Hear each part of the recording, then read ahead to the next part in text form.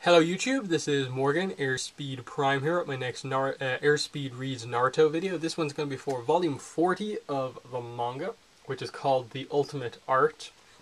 This one we cover another 10 chapters, 360 to 369, the C4 Karura, Achilles' Heel, The Ultimate Art, Sasuke's Death, The Target, Pursue Itachi, Brothers Itachi and Sasuke, Intel, and Regarding Pain. Excellent volume. Definitely one of the best so far. Just in terms of the amount of big reveals that are kind of shocking in this one, as well as other little ones. This one just has so much information. There's been certain volumes where it's mainly been an entire fight and it's pretty easy to talk about. Other ones where it's been a really important plot and it's been interesting.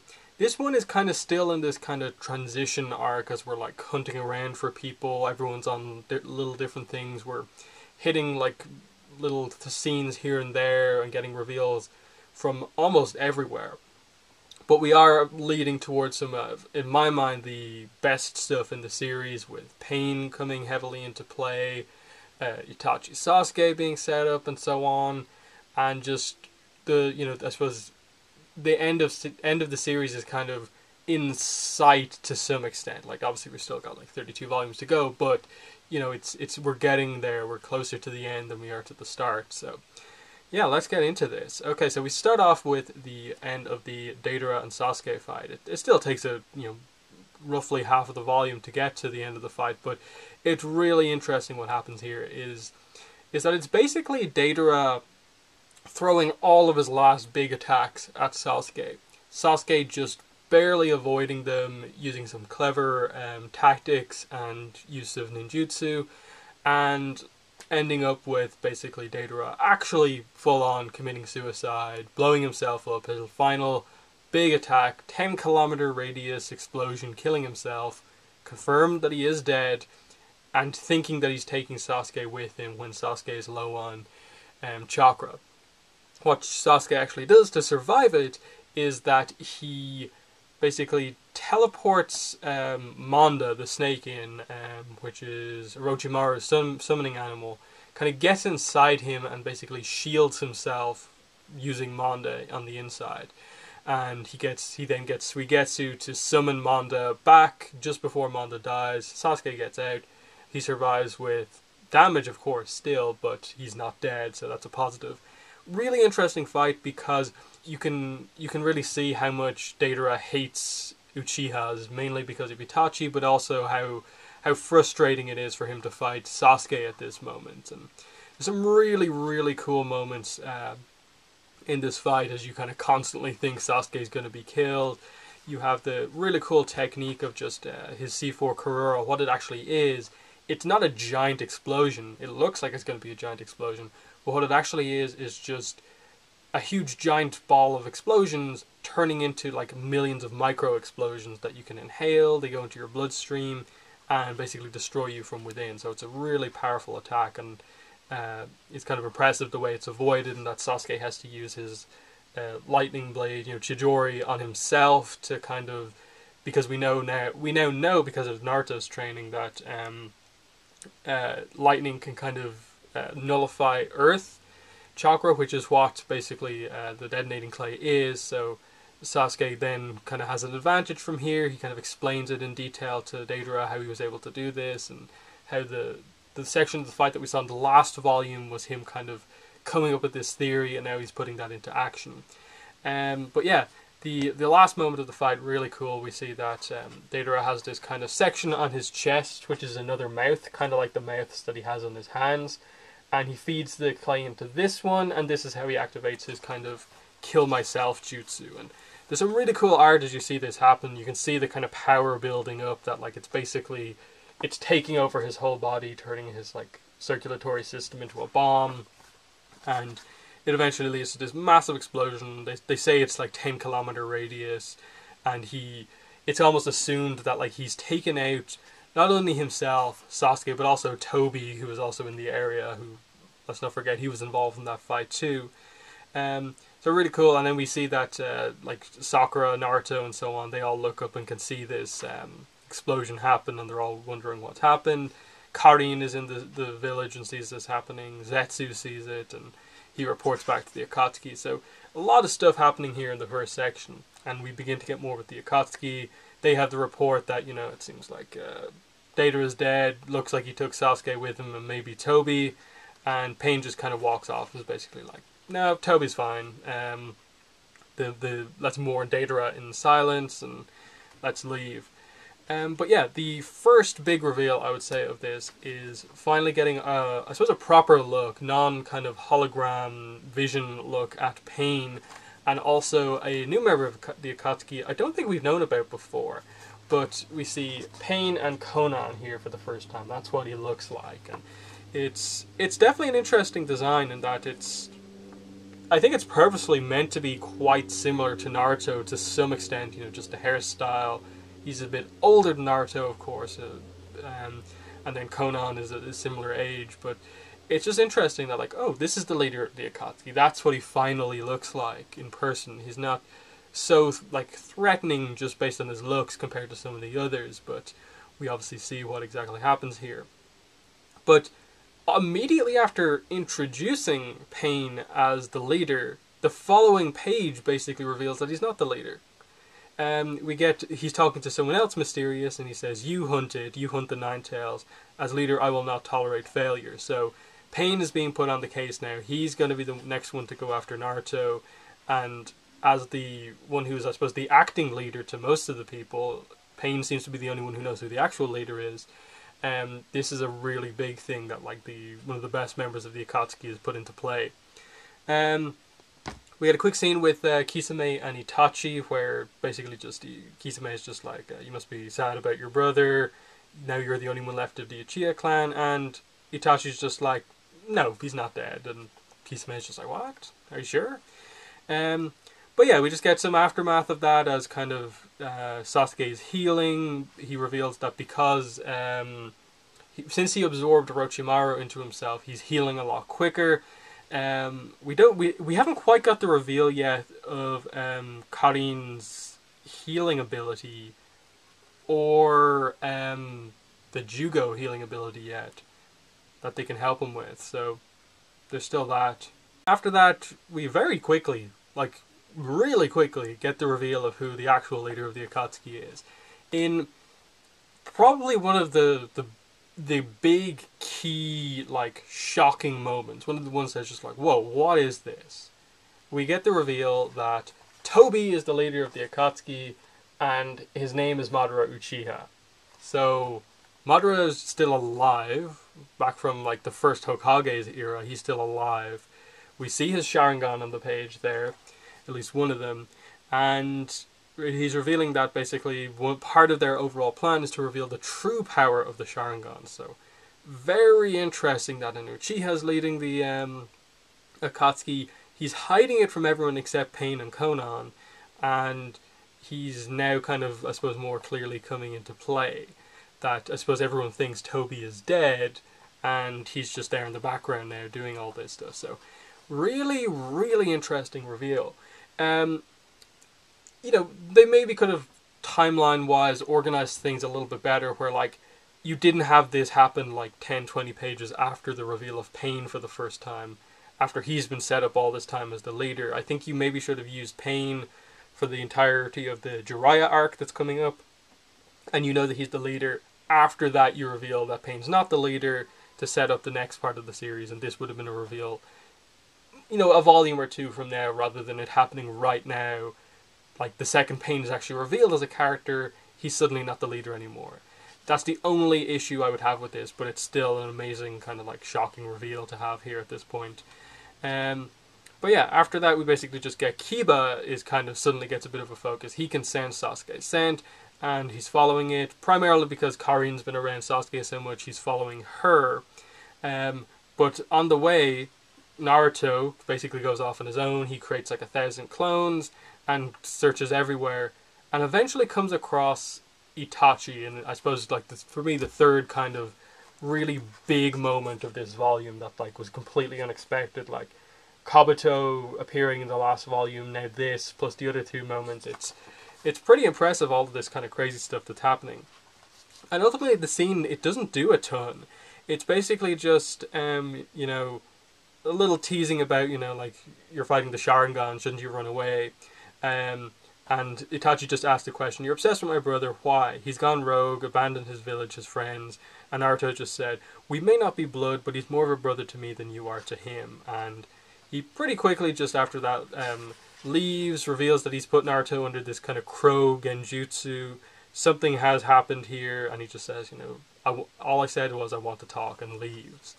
After that, we get some kind of, you know, one-on-one time between Jiraiya and Tsunade. And we get that what effectively has happened is Jiraiya, investigating in the background, has figured out the location of the leader of the Akatsuki. He obviously, like, we've just found out that Pain is not the leader, but as far as everyone else is aware, this guy Pain, is the leader, and he's found out where he is. He's in the Hidden Rain village, and he reveals this to Tsunade, obviously the Hokage, and what they get here is basically just that, you know, this Hidden Rain village is, you know, has a lot of security. It's just, it doesn't have a lot of government security and stuff like that. And so what's going to happen is that Jiraiya is going to go in on his own to figure out, you know, for sure that this information is correct. And after that, he's going to report back to the village on what has exactly happened. And you just get, like, moments here where Tsunade is kind of aware that this is a dangerous mission, and she wants him to come back here. She doesn't want to kind of lose him in this moment. And it's a really, really nice scene, I think, overall, just to kind of get across, you know, the importance of that relationship between the two of them, given what's, you know, they've just found out Orochimaru's been killed. Now the same to the two legendary Sannin left. But yeah, after that, like, the reveals just keep on coming. Like, we turn the page, and the first hideout that Sasuke checks, Itachi's there. So we're suddenly like, wait, this is going down as well? Jiraiya's going on a really dangerous solo mission. He's potentially going to fight the leader of the Akatsuki. We've just had all these reveals about who is the actual leader of the Akatsuki. Naruto's just met Itachi. Now Sasuke's just met Itachi. What is happening right now? It's really kind of crazy, the amount of things that are happening. And yeah, we just get this kind of talk, you know, like, he teases Sasuke about the first time they kind of met back in part 1. You're not going to go crazy and charge me again, are you? He kind of talks about how, you know, my hatred has grown, and, you know, I hold so much, and you've no idea how much it is. And we think he gets the advantage and kills Itachi, but it's revealed to be a genjutsu and just a kind of setup for their battle to come. But yeah, we could cut back to Jiraiya, Tsunade, you know, if I lost you too, and he kind of just tries to calm her down, you know, like, bet you won't shed as many tears as you did for Dawn, and all this other little stuff, little teasing moments between the two that they never really, you know, had a relationship in terms of romantic stuff, but they do still care about each other. And it's just kind of confirming that, no, I'm not going to put you at risk. I'm not the 5th Hokage, as much as you keep saying that, you know, I was asked first to be the 5th Hokage. I'm not suited to that. You are. There's no point in having, you know, both of us potentially die on this mission. The village needs a stable leader that is in place for a good amount of time, and not to just constantly have to change leaders constantly. And just really interesting what happens from there. She kind of presents her ideas for who she considers to be upcoming candidates for Hokage. She says, first of all, Kakashi, and eventually Naruto. Jiraiya says Kakashi still has a ways to go. Naruto has even further, but kind of they then talk about Minato, and I think, has this reveal already happened here? That Minato, the 4th Hokage, is Naruto's father. I think it's already happened. I'm struggling to remember some of the previous volumes if this has been revealed already. Naruto doesn't know just yet, but I think in the background we've probably had it revealed. Or this is the actual reveal at this point in time. Because they talk about it here. You know, Minato Namikaze, 4th Hokage, I trained him. And Tsunade basically just says, you know, in terms of looks, Naruto looks more like his father, but he acts and the way he fights and stuff like that. His jutsu is much more like his mother, and they mentioned it's a female shinobi from the land of Eddies. Yeah, his personality and ninjutsu style he definitely got from Kushina Uzumaki. So Naruto's mother's name is Kushina, and we get this idea that she was a chatty, red-headed minx, quite the tomboy, grew into such a beauty, and just them kind of reminiscing over the fact that they kind of both in some ways see Naruto as a kind of grandchild to them. And yeah, then Jiraiya leaves, just leaving Tsunade with the whole idea of beware the foundation. So Danzo kind of referenced again as we leave. But yeah, we get the kind of last little bit with Itachi Sasuke. It's revealed that it was a genjutsu that Sasuke defeated. Meet me at the Uchiha hideout alone. We'll settle this there. Fight is about to go down once Sasuke finds the Uchiha hideout. As Jiraiya infiltrates the Land of Rain via a toad, and it is very clearly the Land of Rain. It's raining there.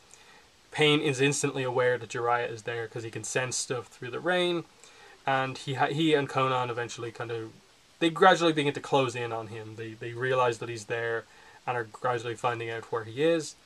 And all the time, Jiraiya is just trying to investigate who the leader is, find details on him, and he's kind of interrogates some Rain Shinobi to figure out. And the information that he gets is basically the key reveal that we get here is that Pain, to take over the Land of Rain, killed Hanzo, this legendary shinobi from the past that the 3 legendary Sannin in the past had a fight with and couldn't defeat, and he was the one who basically gave the 3 of them the name the legendary Sannin of the Leaf. He allowed them to live in this fight that he was very impressed with them in, and it's this kind of rivalry that the Sannin have had in the past. But this one guy, this amazing shinobi, has been taken out by Pain. And it's even further than that, in that this guy, Pain, has taken out Danzo's entire family. Everyone, his parents, his wife, his children, distant relatives, colleagues, down to the last infant, completely wiping out Danzo's entire line and family, everyone who's related to. And we end the volume with basically Pain activating all these other Akatsuki members who are basically looking like himself. They have the same eye pattern as him, and they all wake up and they it's like they're almost zombies, time to hunt the intruder. So Pain, obviously, we're kind of beginning to hint towards the reveal of his powers, that he's able to control multiple beings or something like that. We don't know just yet, but really, really impressive volume. I kind of rushed through it a lot there because there's just so much stuff, but it is really impressive. I think it's written quite well. Overall, I think outside of the little complaint I had in the middle of just Pain is revealed, we get his full design revealed, and pages later he's not the leader of the Akatsuki anymore. At least we as the audience are aware of that. That's sort of a questionable decision. Maybe you should have kept Pain as the leader for a little bit longer, have him do something pretty impressive, and then the reveal that he's not the leader anymore comes out, and then you're just oh, this super powerful guy, as powerful as we think he is, he's not the leader. So there's someone even more powerful out there, and it's Toby, who is saying he's Madara Uchiha? What's going on here? That's still really impressive reveal. Itachi and Naruto meeting, and the idea of I want to talk to you, and something's happened in the genjutsu that we don't fully know about. Sasuke and Itachi have met, and that fight is about to happen. Jiraiya's going off on this super dangerous mission and is immediately being hunted by Pain. We're getting a little bit more into Jiraiya and the Sannin's past with this whole idea of they fought Hanzo. That's how they kind of got their legend during this battle that they survived, and he named them that. And I think almost more importantly than everything, a little bit, the reveal that Naruto's mother is Kushina Uzumaki. Minato, the 4th Hokage, they're really talking about it a lot more, that he is Naruto's father.